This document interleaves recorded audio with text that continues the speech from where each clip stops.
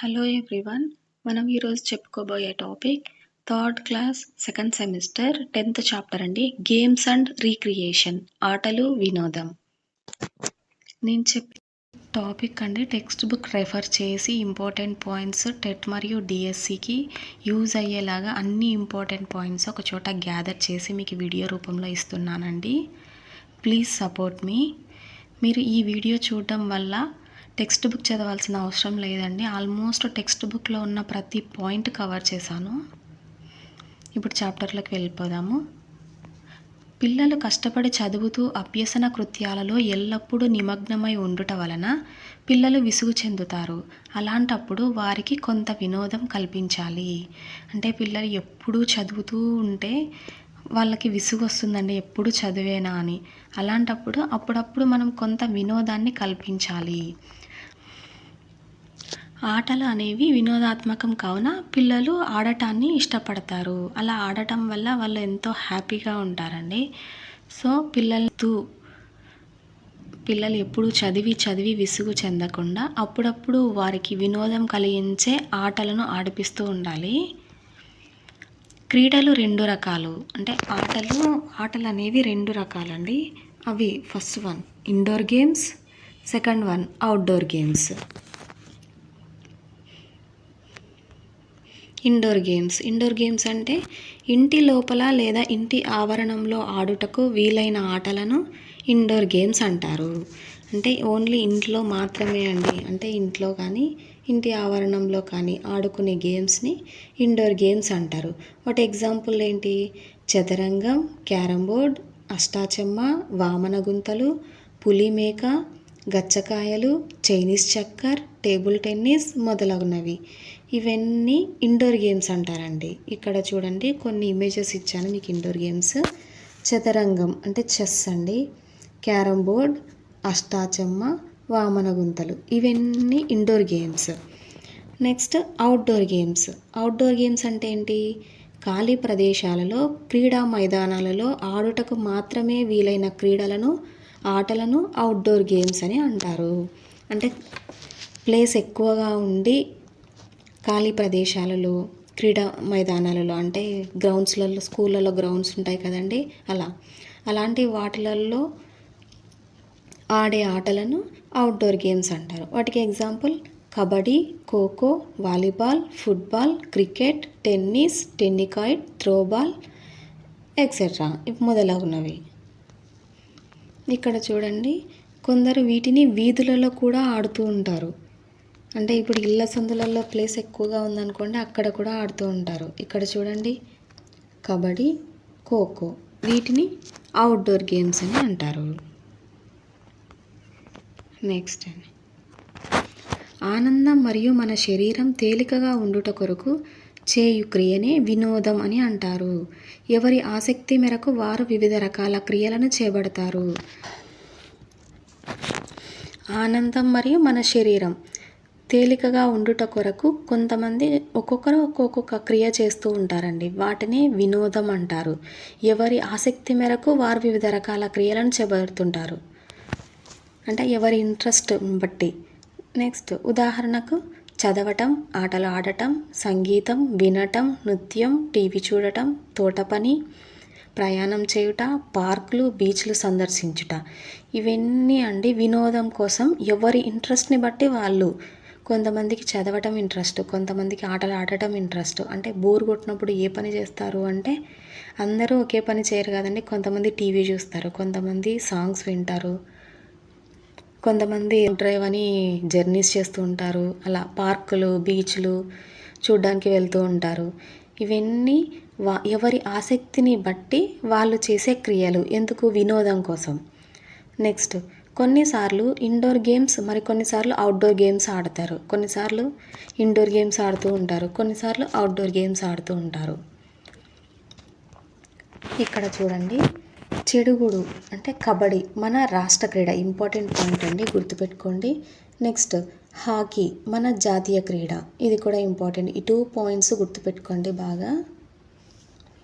చెడుగుడు అంటే కబడ్డీ, ఇది మన రాష్ట్ర క్రీడ అండి. నెక్స్ట్ హాకీ మన జాతీయ క్రీడ. పల్లెల్లో పిల్లలు వివిధ రకాల ఆటలు ఆడతారు. వీటినే ప్రాంతీయ క్రీడలు అంటారు.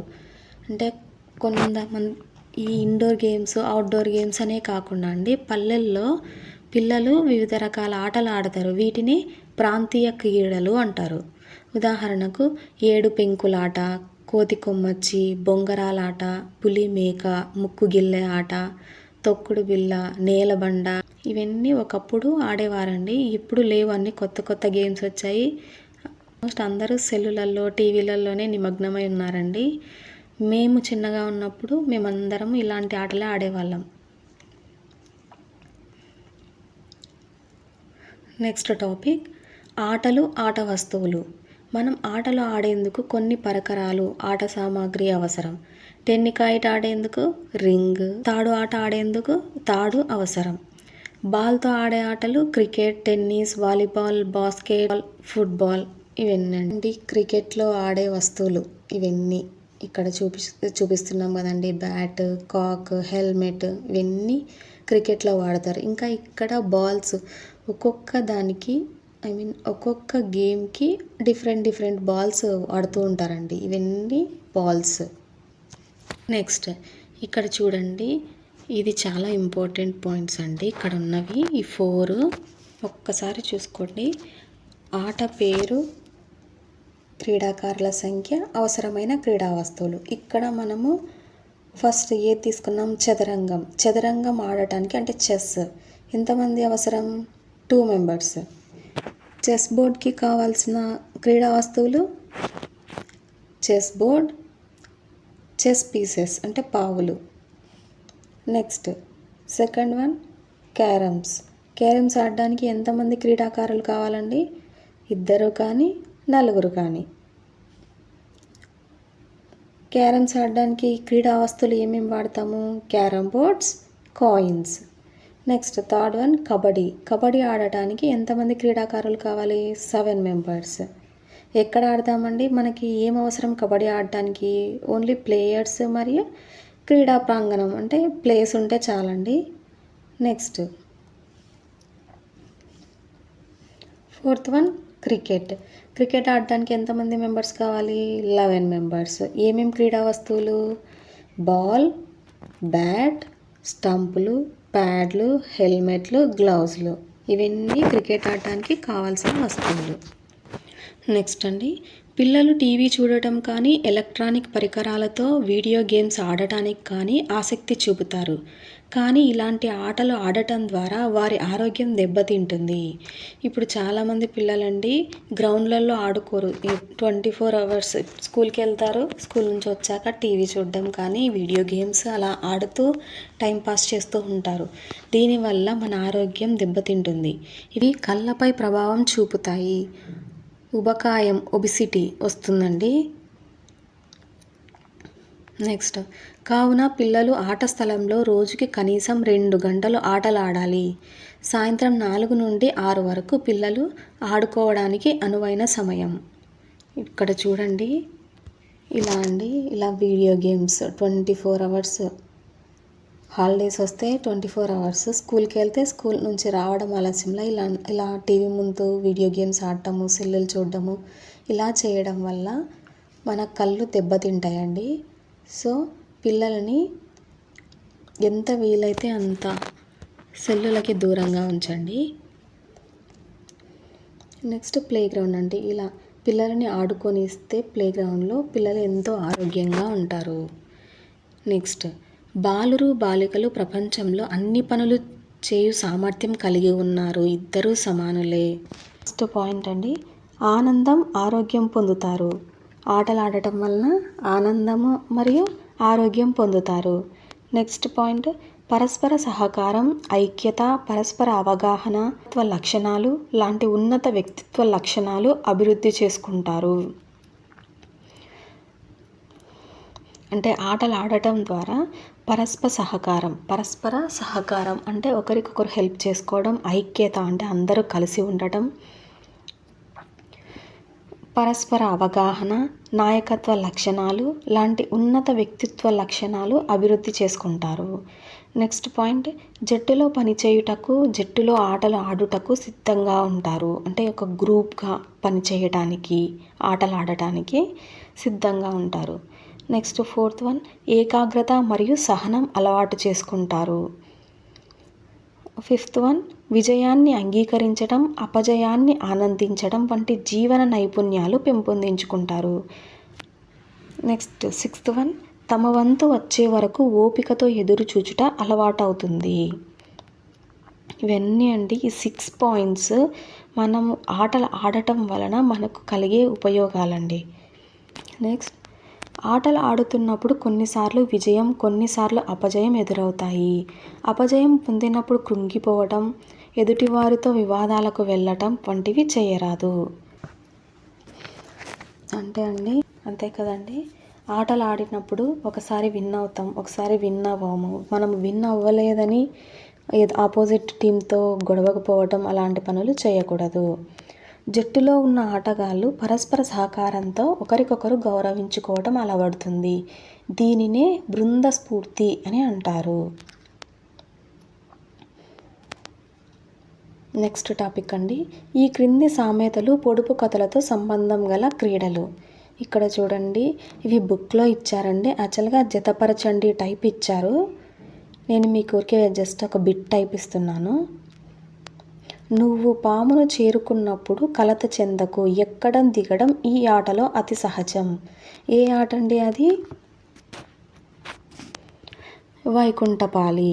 అంటే నువ్వు డైస్ వేసినప్పుడు నిచ్చెనని ఎక్కుతావు, పాము మింగుతుంది, మళ్ళీ కిందికి దిగుతావు. అలా ఎక్కడం దిగటం ఈ ఆటలో అతి సహజం అని అనుకునే ఆట ఏది? వైకుంఠపాళి. నెక్స్ట్, నలుపు తెలుపు గల్ల మధ్యన రాజు రాణి. ఏం గేమ్ అది? చదరంగం, చెస్. నెక్స్ట్, రంగురంగుల గాజుబంతులు గురి చూసి కొడితే అన్నీ నీ సొంతం. ఏంటండి అవి? గోళీలాట. నెక్స్ట్, రెక్కలు లేవు కానీ ఆకాశంలో పైకి వెళుతుంది. ఏంటి? గాలిపటం. ఇవన్నీ అండి సామెతలు.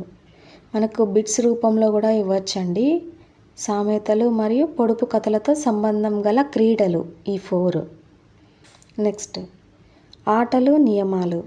ప్రతి ఆటకు కొన్ని నియమాలు ఉంటాయి. వాటిని ఆటగాళ్ళు తప్పక పాటించాలి. ఎలాంటి పరిస్థితులలో నియమాలను తప్పకూడదు. జయాపజయాలు పట్టించుకోకుండా ఆటపైనే దృష్టి పెట్టాలి. మనము ఇప్పుడు ఏ ఆట ఆడినా వాటికి కొన్ని రూల్స్ అనేవి ఉంటాయండి. వాటిని మనం తప్పకుండా పాటించాలి. ఎలాంటి పరిస్థితులలోనైనా నియమాలను తప్పకూడదు. అంటే మనం విన్ అవ్వకపోయినా జయాపజయాలను పట్టించుకోకుండా ఆటపైనే దృష్టి పెట్టాలి. ఇప్పుడు మనం కబడ్డీ ఆట ఆడుతున్నప్పుడు పాటించవలసిన నియమాల గురించి తెలుసుకుందామండి. ఫస్ట్, మనం కబడ్డీ ఆట ఆడేటప్పుడు ఏమేమి రూల్స్ పాటించాలో తెలుసుకుందాం. కూత పెట్టడం మధ్య గీత వద్ద మొదలుపెట్టి మళ్ళీ అక్కడ వరకు కొనసాగించాలి. కూత మధ్యలో ఆపితే అవుట్ అయినట్లే. నెక్స్ట్ సెకండ్ పాయింట్, ఆటగాళ్ళు కోర్టు హద్దు గీతలు దాటితే అవుట్ అయినట్లే. అంటే కబడ్డీ ఆడేటప్పుడు కబడ్డీ కోర్టు ఉంటుంది కదండి, వాటిలో కొన్ని రూల్స్ ఉంటాయండి. లైన్స్ దాటితే అవుట్ అయినట్లే. నెక్స్ట్, అవుట్ అయిన వారు కోర్టు వెలుపల అంటే బయట కూర్చోవాలి. నెక్స్ట్, జట్టులో పాయింట్ వచ్చినప్పుడు అవుట్ అయిన క్రమంలోనే మళ్ళీ సభ్యులు జట్టులోకి చేరాలి. నెక్స్ట్ పాయింట్, ఆటగాళ్ళు గోళ్ళు పెంచరాదు. నెక్స్ట్ పాయింట్, శరీరానికి నూనె లాంటి పదార్థాలు రాసుకొని ఆడరాదు. నెక్స్ట్ పాయింట్, ఆడపిల్లలు ఈ ఆట ఆడేటప్పుడు జుట్టు పట్టుకోవడం, జడ పట్టుకొని లాగడం లాంటివి చేయరాదు. నెక్స్ట్ పాయింట్, ప్రతిరోజు ఆటలు ఆడటం వల్ల ఆరోగ్యం, స్నేహభావం పెంపొందుతాయి. ఆటలు వినోదాన్ని, మానసిక ఉల్లాసాన్ని, శారీరక ఉత్తేజాన్ని కలిగిస్తాయి. ఈ విధంగా రోజువారీ కార్యక్రమాల్లో చురుకుగా పాల్గొంటారు. సో ప్రతిరోజు ఆటలు ఆడటం వల్ల ఆరోగ్యము మరియు స్నేహభావం పెంపొందుతాయి. ఆటలు వినోదాన్ని, మానసిక ఉల్లాసాన్ని, శారీరక ఉత్తేజాన్ని కలిగిస్తాయి. ఓకే అండి, ఇంతటితో ఈ చాప్టర్ కంప్లీట్ అయిందండి. ఇందులో ఆల్మోస్ట్ టెక్స్ట్ బుక్లో ఉన్న అన్ని టాపిక్స్ కవర్ చేశాను. నెక్స్ట్ వీడియోలో మళ్ళీ కలుద్దాం. Please support me. Please like, share and subscribe my channel. Thank you.